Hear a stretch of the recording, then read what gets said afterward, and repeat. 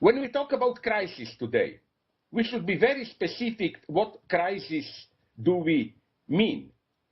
When I was over a year ago in Seoul, South Korea, people there started to laugh when I talked about crisis. They told me, wait a minute, America, United States are getting out of the crisis. Generally, even African countries are progressing. The Far East, China, Korea, Vietnam, and so on are doing better and better. So they told me, where is the crisis? Except Western Europe. The crisis or Southern Europe. So their idea is that the crisis is not really global crisis, but just the crisis of Southern Western Europe. And they even claim that although we read so much about terrorism, wars, refugees, and so on, this was happening all the time. But if you look at in a broader perspective, this is a typical claim of them, humanity was never doing as good as it is doing now. Now, I don't agree with this line of argumentation. I just want to draw attention to a crucial fact that, you know, crisis is never a neutral one. Crisis is always crisis with regard to some expectations. What we today consider a crisis, it was probably 500, 1,000 years ago, or even less, a normal state of things. So again, we should be very specific. But in spite of this, I think, agreeing with your question, that there are three, even, I would have said, as I developed in my books, 4 domains where we do confront a crisis. The first one is the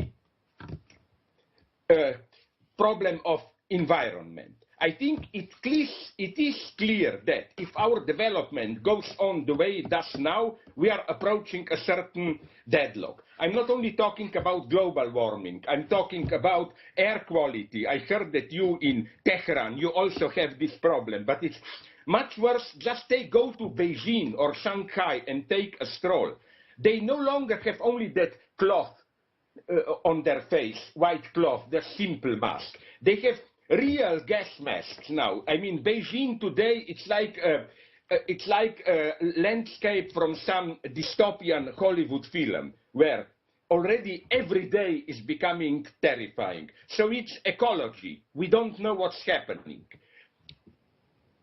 We don't even have an idea how to counteract it and so on. I claim that the liberal model of global market economy is obviously reaching certain limits. You cannot do it. You cannot go on indefinitely the way we were going on. There will be new and new crises. More and more people are displaced and so on. This brings us to the third crisis, critical point. The crisis, I would say, the crisis of new walls, of refugees. I mean, what is happening today globally? Something very sad, I claim, that more and more humanity is falling apart into those who live under cupola, I call it, you know, safe place under an invisible big cover where certain standards are maintained, and those who are out. And the problem of refugees is that those who are out want to come in. And this problem, if anything, is becoming more and more difficult. A new division, worldwide division, is coming, which I think is even worse than the old class divisions about which Marxism was speaking. And then the last problem, which we should not underestimate, is the problem of biogenetics. Are we aware how quickly things are happening there? I'm trying to follow what goes on there.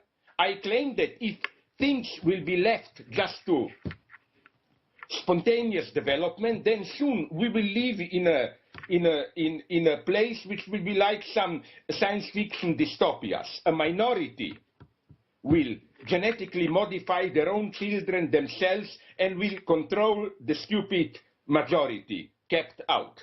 like literally, those in power, those who rule us, will become, I claim, not only a different class, but a different biological. This is happening in front of our eyes. I think that maybe this is even the deepest crisis. I'm not exaggerating here, because you know what is happening? Make a simple reflection. What is our basic sense of freedom? It is that reality is out there, but what I think, nobody can touch me here. And even, if I may, I hope it will be respectful enough, make a reference to Quran. Even there is a nice passage, you know, I read Quran. It says in Quran, if you are an atheist, that's your free decision. Nobody can force you to believe, only you should behave publicly in a proper way. So you see, it admits this basic human freedom. Do I really believe or not, that's my inner matter. But this presupposes the difference between inside and outside. But this difference today is slowly undermined, not only with psychodrugs, new pharmacomines, and so on, but also with direct connection between our brain and outside. Do you know that at the very elementary level, our brains can be already linked to computers, so that on the one hand, we humans become almost divine. Like, you know, Stephen Hawking, he no longer needs his finger to move his wheelchair. His brains are already connected to the computer, so he thinks forward and his wheelchair moves forward. But you know, it goes also in the other directions. Computers can also already detect, up to a point, it's still very primitive, what goes on in our brain. That is to say, scientific manipulation through chemical drugs, through biogenetic interventions of our brain, confronts us with this big, difficult problem. What is our freedom? And incidentally, even at the level of religion, which for some people is our innermost, most authentic experience, there are problems. Do you know that there is already a new scientific discipline called something like digital brain theology, where they try to locate what happens in your brain when you have a deep mystical or whatever religious experience. And do you know what's the goal? The goal is, I had to laugh, to develop what they call wrongly a transcendental pill. You don't have enough faith, you take a pill, you will start to believe, and so on. I mean, these are mega problems. Things are happening today. So to stop these 4 levels of crisis I see today, I don't know. Oh my God.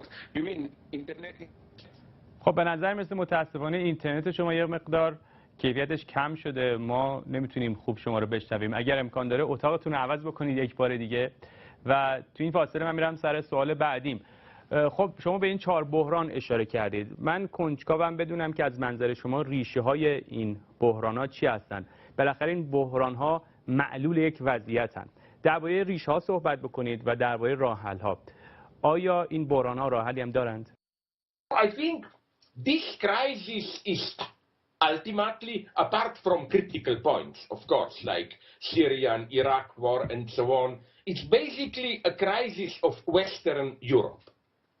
That's the true critical point. Western Europe is losing steam. And I don't think that all people who are opposed to Europe, criticizing Eurocentrism and so on, should be too glad about it.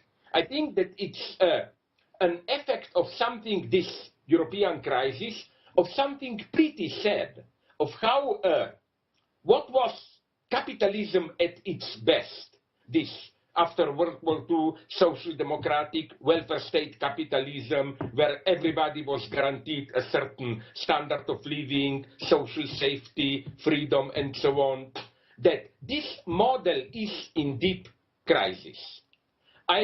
Ironically, you know how I refer to this model? I don't know how well known he was in Iran. You remember in the 1990s, it was Francis Fukuyama, the end of history. And it's incredible how, although people mock Fukuyama, but most of us still believe in him. We silently accept that liberal democratic capitalism is the best order that we have. And that the majority of leftists today want to be is, I call them ironically, leftist Fukuyamaists, you know. They accept the frame of liberal democratic state and democracy, but more welfare, more personal freedoms, more democracy, whatever. I wonder if this is enough. I don't think that our ecological predicament will be resolved, or that even we can deal with the danger properly within liberal democratic capitalism. We need large-scale collective acts which will have to be coordinated, regulated, not only at the state level. My God, our very survival is at stake. Imagine just, I spoke with some of my Japanese friends who told me, you remember a couple of years ago the Fukushima tsunami explosion of the nuclear plant there. They told me, if that explosion would have been a tsunami, just a little bit stronger, they already thought for one day they would have to do it what? The whole Tokyo area, 40–50 million people, would have to be evacuated. Where? How? And when you have global warming, when you have radical changes in our weather, and so on, air pollution, and so on, market is not strong enough to deal with these problems. That's first crisis, ecological crisis. Second crisis, I think, it's the crisis immanent to capitalism itself. Many observers demonstrated that with latest development in, let's call them digital economy, digital sciences, and so on, the way our lives are regulated through robots, through digital machinery, and so on, something is emerging which no longer can function within market and private property. That's why capitalism has such big problems with so-called intellectual property. And we are, in a way, already there, half in communism. The problem is that this commons, the new shared space, is again privatized. For example, we have cyberspace as a common collective space, and how did Bill Gates become the wealthiest person in the world? He privatized this common space, and we are paying him rent. It's not profit, it's rent. If you look closely at Bill Gates, where does this money come from?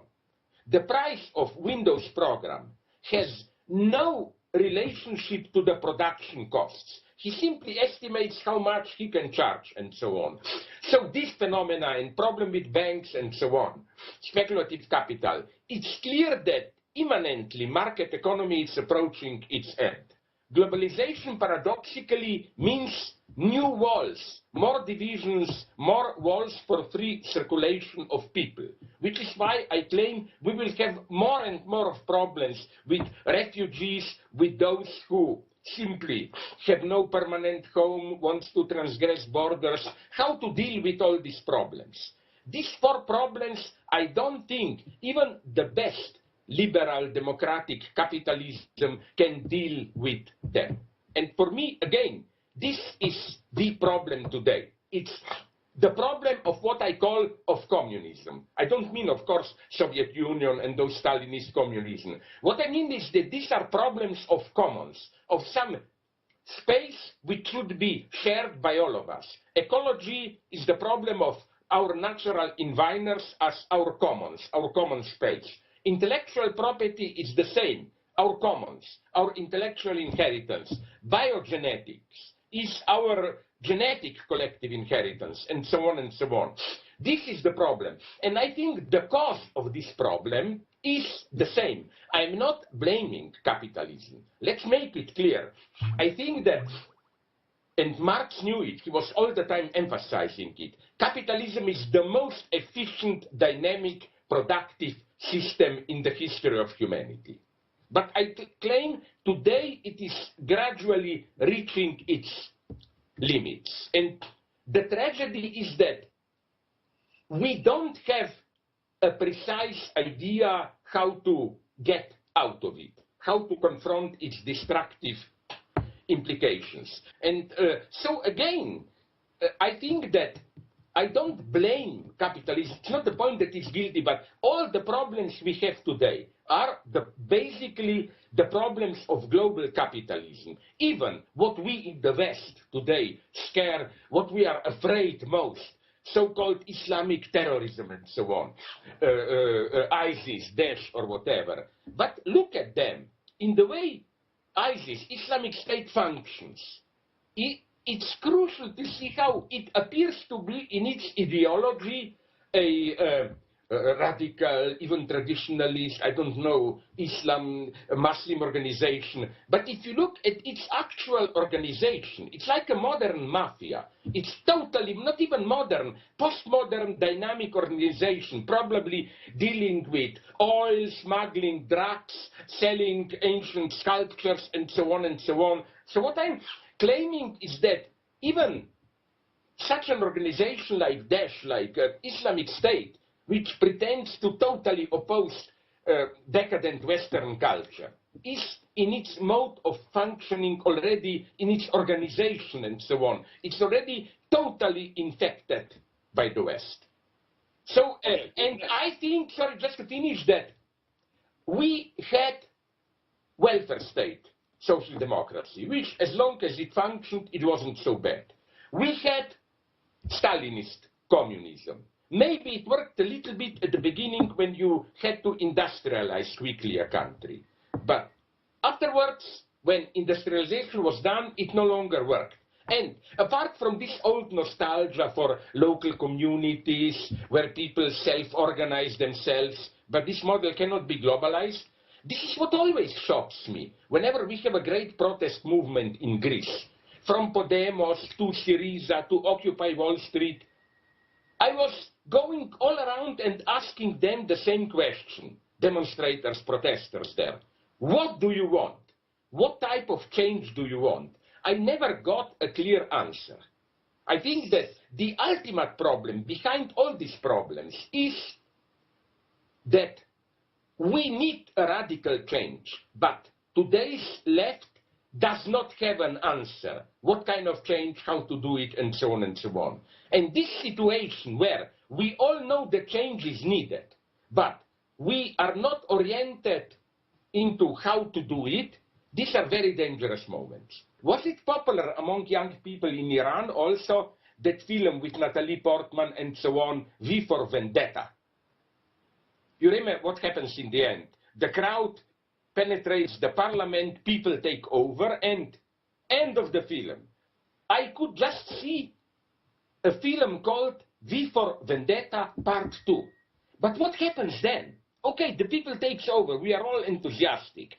What happens then? What will they do? Will they nationalize economy or what? How will they impose a new order? You know, this is what makes me so suspicious of all these new explosions of the left, from Syriza to Podemos, or even to Arab Spring in Egypt and so on, or even in Turkey.